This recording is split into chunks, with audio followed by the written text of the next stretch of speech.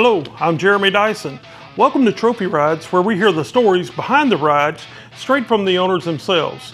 Today I'm in Marlton, Arkansas at the 68th Annual Petit Jean Swap Meet and Car Show. If you love old classic cars and unique vehicles, follow me and let's go check out some cars and hear some good stories. 1940, Packard business coupe. What makes it a business coupe? It doesn't have a back seat.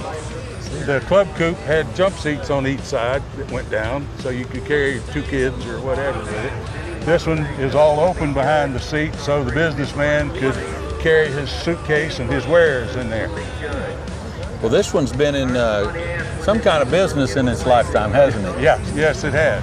It was in the bootlegging business. So a man in Dardanelle, Arkansas purchased it from a man just north of Dardanelle in order to restore it. And when he got to restoring it, the trunk lid was welded shut. And the man he had bought it from had told him that was formerly a bootlegger's car.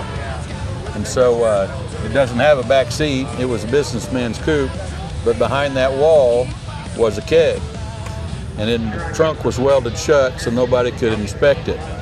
So, in fact, in its day, that's what it was. It was a bootlegger's car. How long have y'all had? How long you had it? I've only had it, what, 2 years now? 2 years ago, 2 years ago I bought it from him up here. And Mike saw it and fell in love with it. It's a flathead six-cylinder. I don't remember the cubic inches or I don't anything. either. But evidently it was known to be a good running motor, and that's why bootleggers like to use it.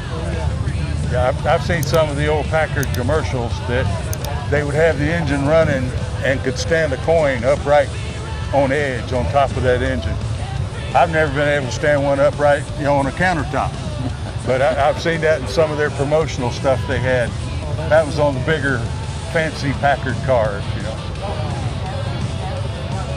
Well, I appreciate y'all telling me about it. Yeah. Thanks for asking. Thank you. Glad you're interested. If you have a classic car or unique ride you'd like to see featured here, let me know. Thanks so much for watching, and tell your friends. Got a rock and roll soul.